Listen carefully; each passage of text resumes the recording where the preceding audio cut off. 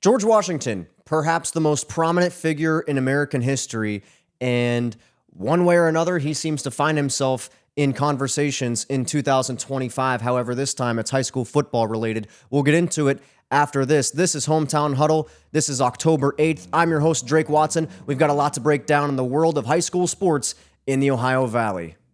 All the way to the house, and it's going to be a St. Clairsville touchdown. First play of the game. Hello, touchdown Huskies. Wide open, touchdown Ohio Valley.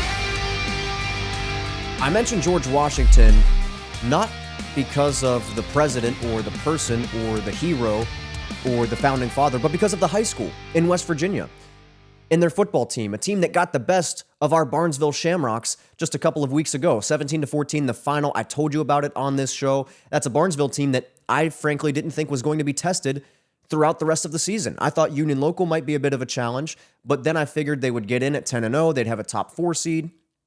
And then at some point in maybe the regional bracket, they'd get knocked out at some point. And turns out I wrongfully was overlooking a couple of teams on their schedule, George Washington included. So then that caused me to take a closer look at the Wheeling Central game. And of course I circled it. It's on a Thursday night, and I was able to go to the game. I'm also taking a look still at that Independence Showdown in Week 9, a neutral site game at Marietta.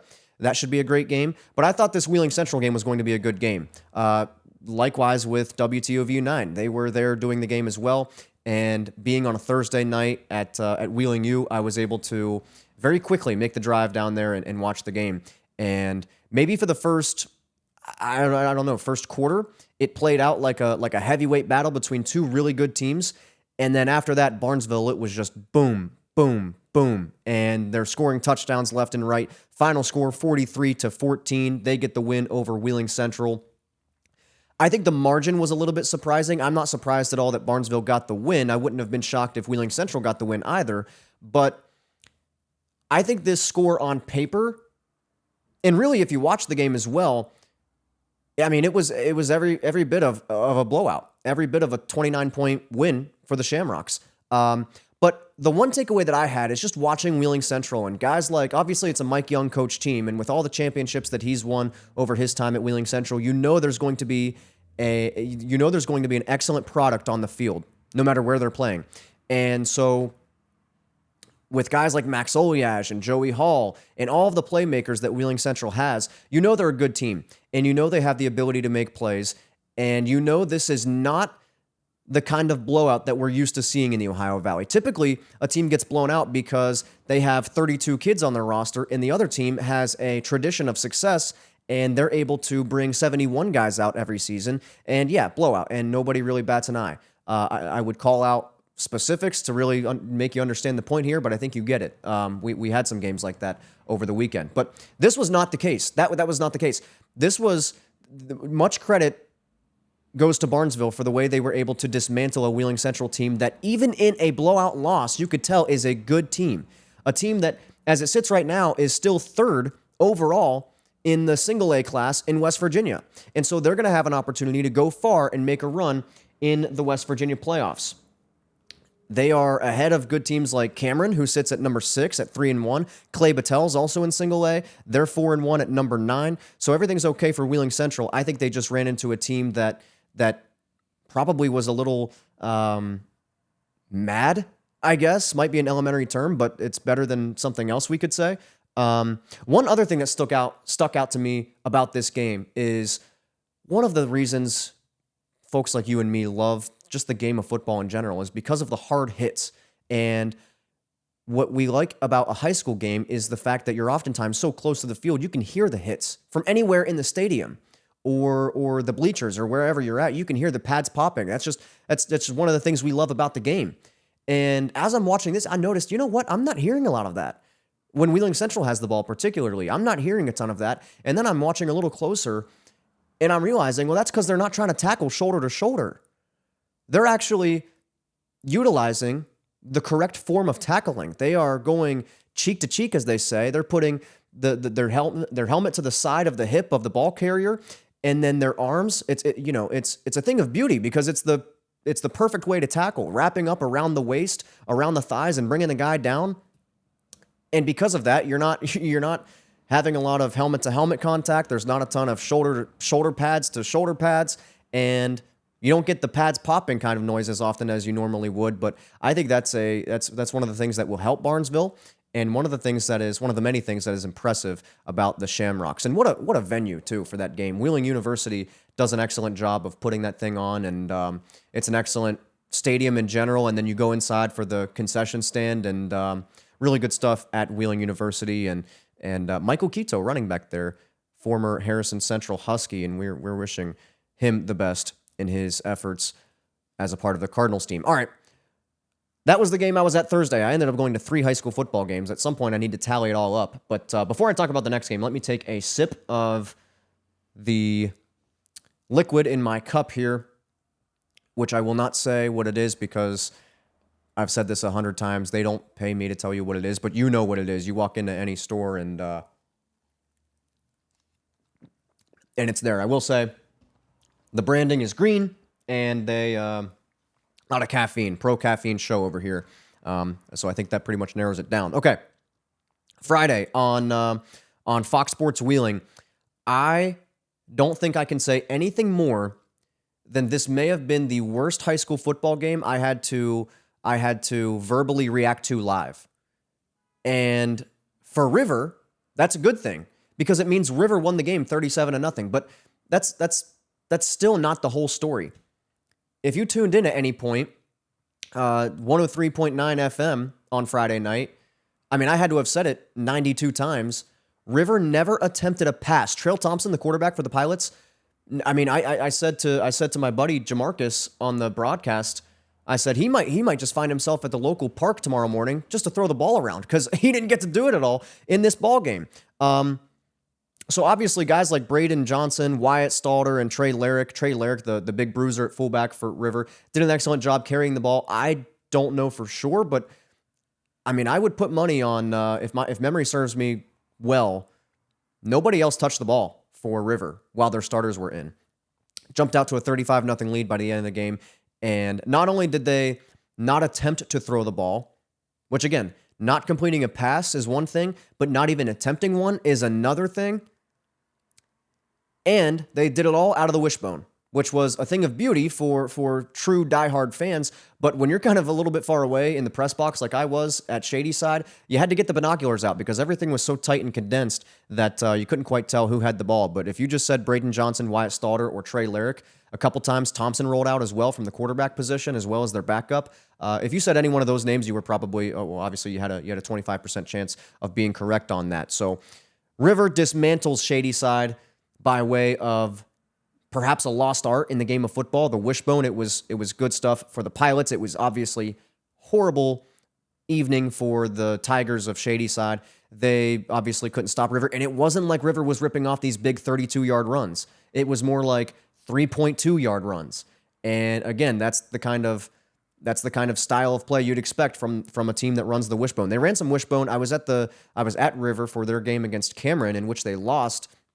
And they utilized the wishbone here and there, but by the time they went to Shadyside, they used nothing but the wishbone. Shadyside couldn't do anything offensively. Jaden Johnson, their quarterback, is not only their starting signal caller, but clearly their best athlete, and they did everything they possibly could to get him the ball. He lined up at wide receiver. He lined up at running back. He lined up, I think, at tight end. He lined up at wing back. I wouldn't have been shocked if he lined up at offensive tackle, but they tried everything to get him the ball, and they were able to get him the ball, and that's probably about it. Shadyside just could not do anything against the Pilots of River, so much credit goes to River and their staff. They are sitting right now at number 12 in Region 17, in Region 27, Division 7, and so they have very little room for error, but if they can continue to play the way that they played on Friday night, then they're going to be okay. They're sitting at 5-2 right now. Shadyside at 2-5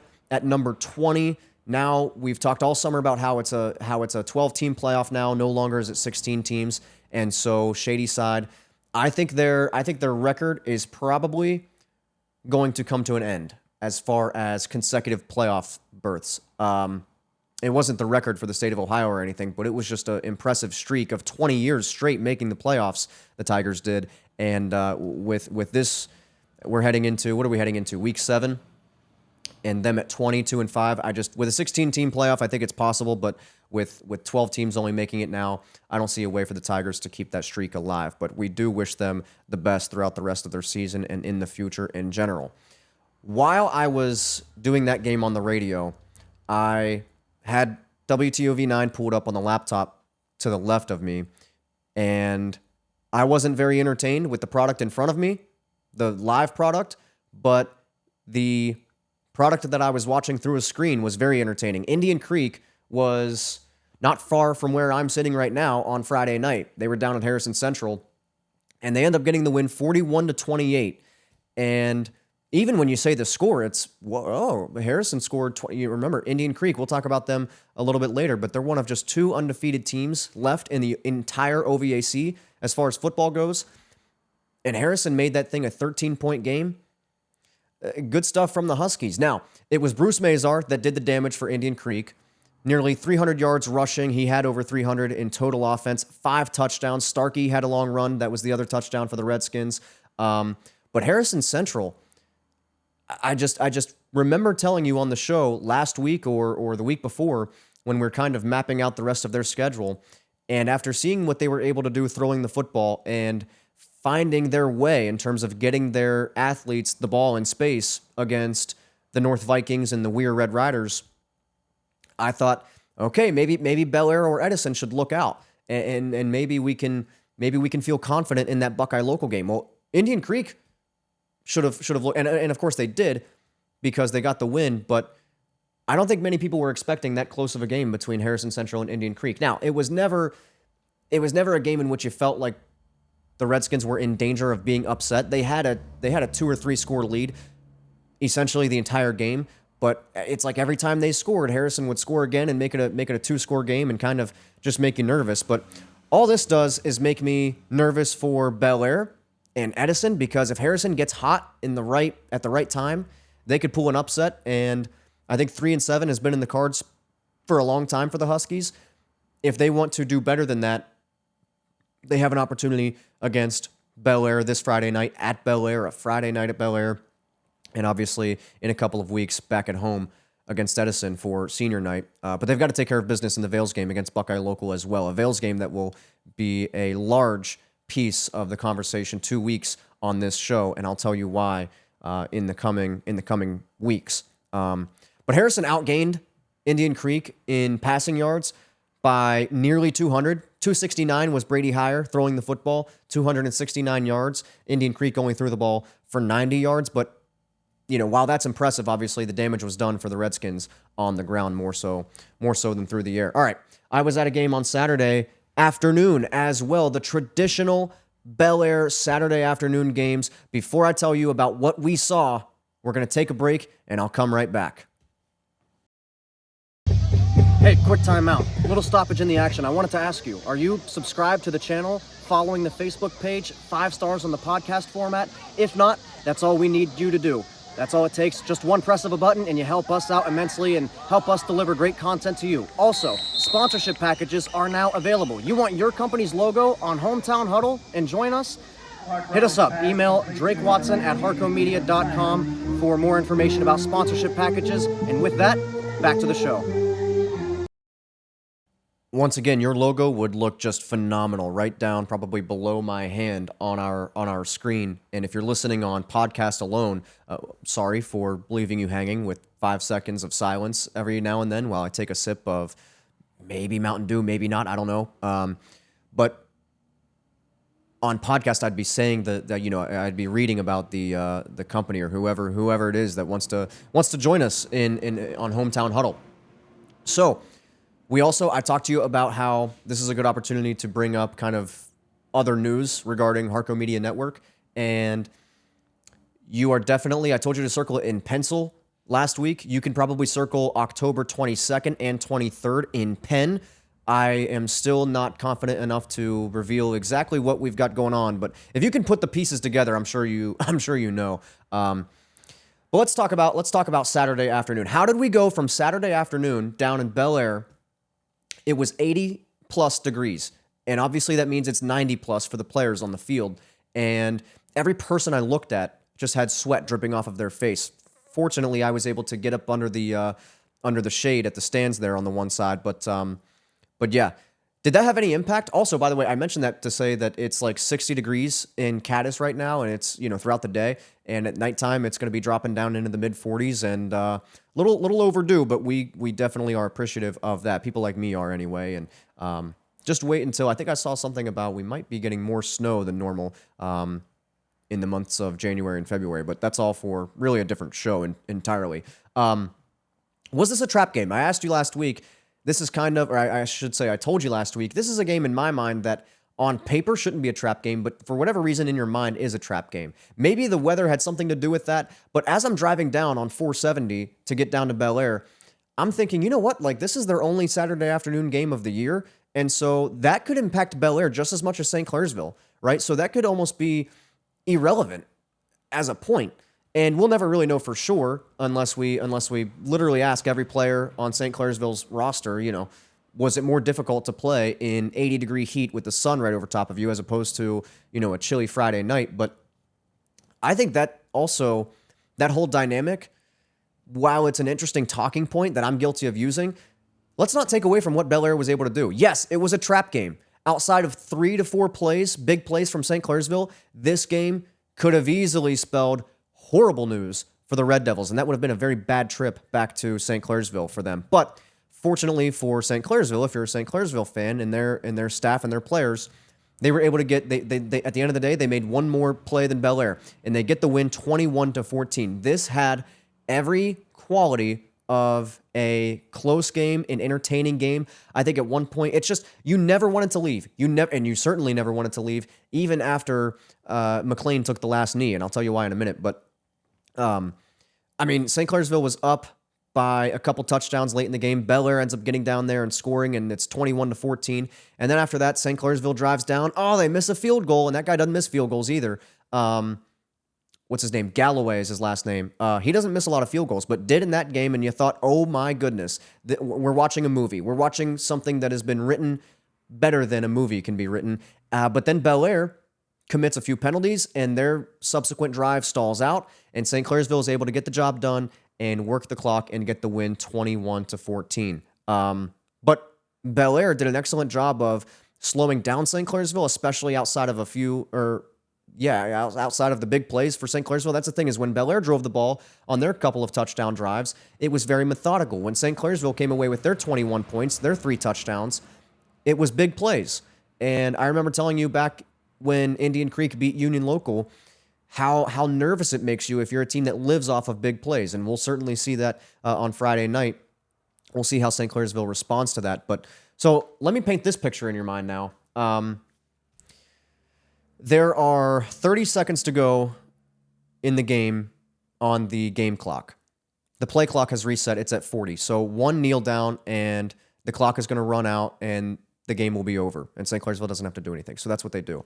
As soon as McLean takes that knee, as soon as his knee hits the grass, obviously I, as well as many other people in the stands, stood up. And I'm walking down. I'm about to head to the car, and that's it. We watched a great game. And then I hear some sort of commotion from on the field, and we've got a scuffle. Now remember, this is that awkward time in between the kneel down and the clock hitting triple zeros. So there's still time on the clock. The game is still technically, it's still a live contest, but it's effectively over. But because of that altercation at the middle of the field, which, by the way, like, Bel Air had every right to be upset and frustrated. I would be pissed if they weren't upset after a loss like that. But you've got to do a better job, and those guys know this, and their coaching staff has got it under control, but you've just got to do a good job of containing your emotions, especially because there's like 13 seconds left. All you've got to do is line up and shake the other guy's hand when you're walking across on the 50-yard line. But instead, number 50, I don't have a Bel Air roster, but number 50 gets a penalty, and a penalty that, and again, I didn't see this with my own eyes, so I'm just now listening to the officials trying to break this thing up, and he gets a penalty, and it is an ejection. That still counts because there's 13 seconds left. So that ejection will now knock him out of the Harrison Central game on Friday night. And again, I'm not super familiar with Bel Air's team, but just imagine if that was somebody that was a huge piece of their team or their offense. Like if that was the starting quarterback, that'd be very bad. And I'm not trying to take anything away from 50, but frankly, I didn't see him a ton in the game, and so it's just you're playing with fire when you wanna mess around and get in a fight with guys. But they know that better than anybody, and they've got it taken care of. But that was the scene at the end of the Bel Air game. So if that defense has a little bit of a hole on Friday night, and Harrison's able to exploit that, then I think there's a small piece as to why that's the case, because Bel Air is playing without one of their players defensively.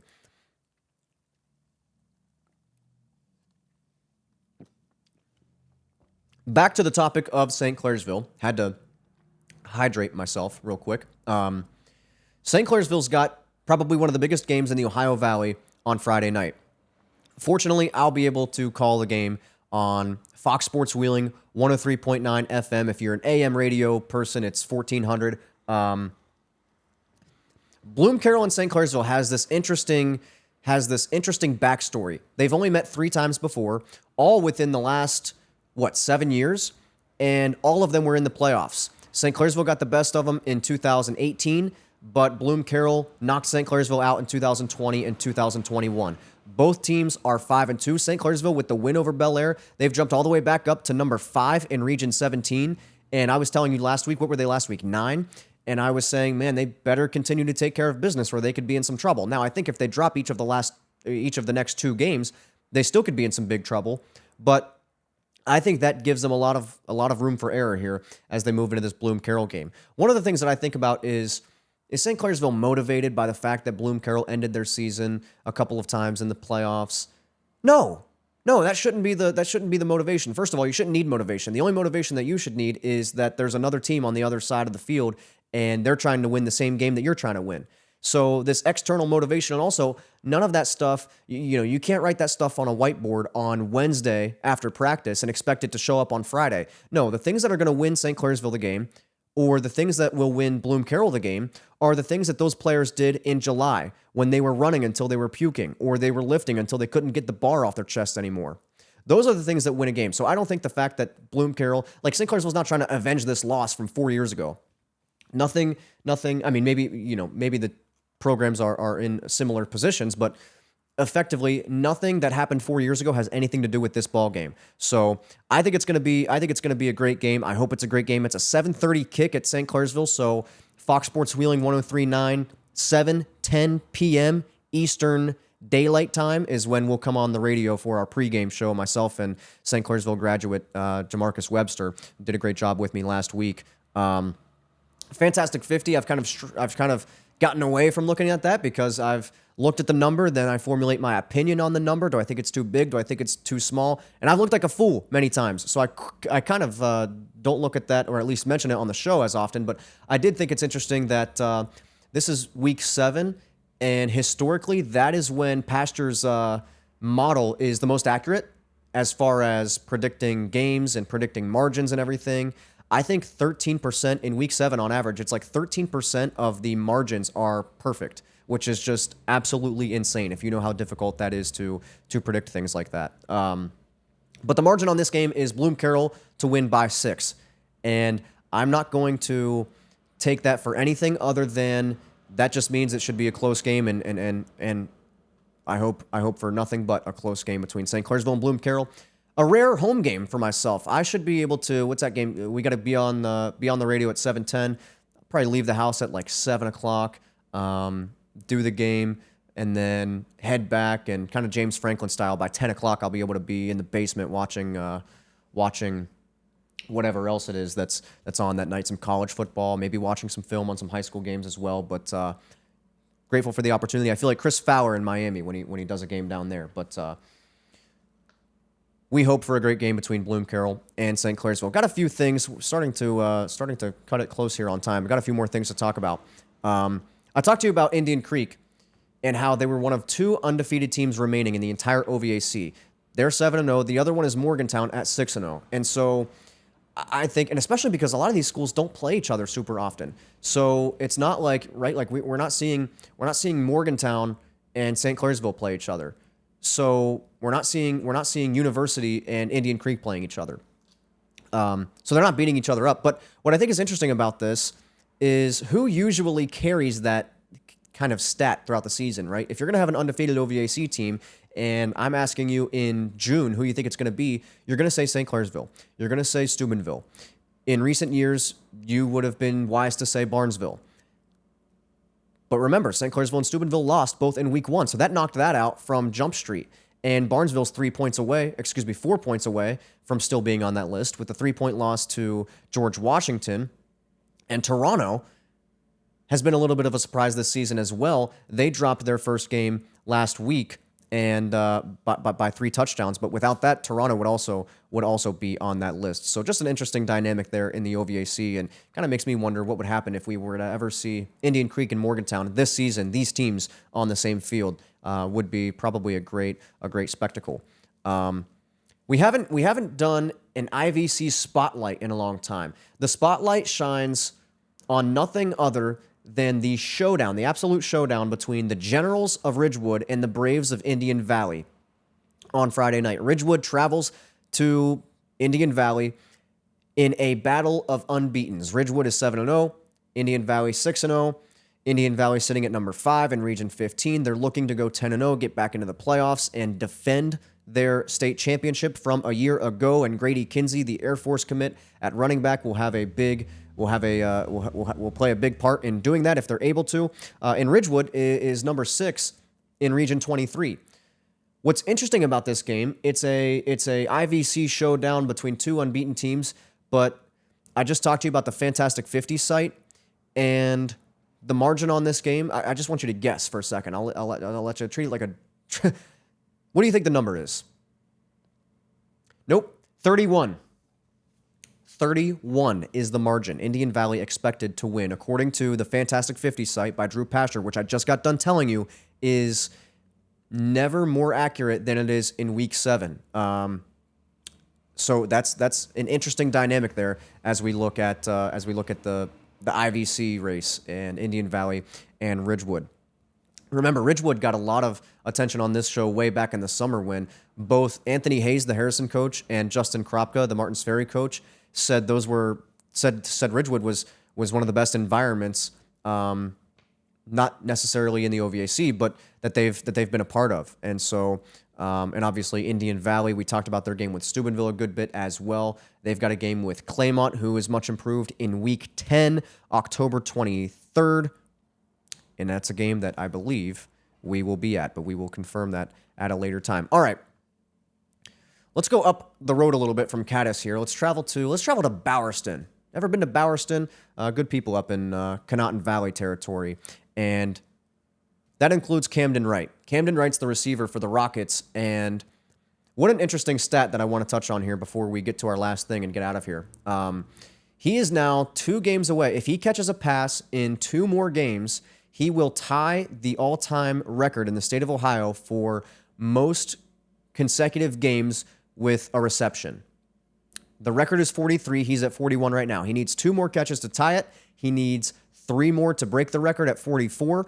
And if I am Conotton Valley, I'm doing nothing but, honestly, what Urban Meyer used to do, just a little pop pass. Just flip it forward to him on a jet sweep, or maybe you just, maybe literally he lines up at tailback and runs a little what we used to call, what do we call it, a shoot route. And you just go straight to the flats and you just dump it off to him. And there you go. There's a catch, and you do that on the first play of each of your next 3 games, and he's got the record. So good stuff for Camden Wright up in Conotton Valley. All right, before we get out of here, wanted to talk to you about the OVAC cross-country champions that have been crowned. And we are coming up also on the crowning of the OVAC volleyball champions. And so we will keep you updated on things like that as well as we move along. But in cross-country boys, the 1 and 2A champion, Trinity Christian. In 3A, Bel Air. In 4A, St. Clairsville. And University, the 5A champion on the boys' side. The girls' side, Shady Side, continuing the tradition of championships down there. They are the Class 1 and 2A champion in cross-country girls, and Bel Air, boys and girls, winning the championship in 3A. Edison, the 4A girls champion, and Morgantown wins the 5A girls cross-country OVAC championship. Congratulations to all all of those athletes, all of those teams, and all of those schools, and everybody involved. And once again, the OVAC does a nice job with their championship events and making sure that they are spectacles, really. And another thing is, I always mention when anybody does anything impressive and I talk about it, I always mention that I would not be able to do it. And I will say I was able to sprint at one point in time in the past, long time ago. Wasn't half bad at running really fast for short distances. But cross country is one of those things that I don't know that any amount of training could ever prepare me for. And that's the case. That's why it's so hard. That's why it's such an accomplishment that those teams were able to win championships, because running long distance for an extended period of time, not easy. So we want to make sure that is recognized and acknowledged, and offer our congratulations to those teams. That's all we've got for Hometown Huddle on this October 8th chilly evening in Cadiz, Ohio. We couldn't be, oh man, I'm about to say it again. Couldn't be more excited. I guess I should say I could be much, much more. We'll throw it away. That's all we've got. I'm your host, Drake Watson. Thank you for watching. For everybody else at Heartco Media Network, have a great night, and we'll see you next week on October 15th.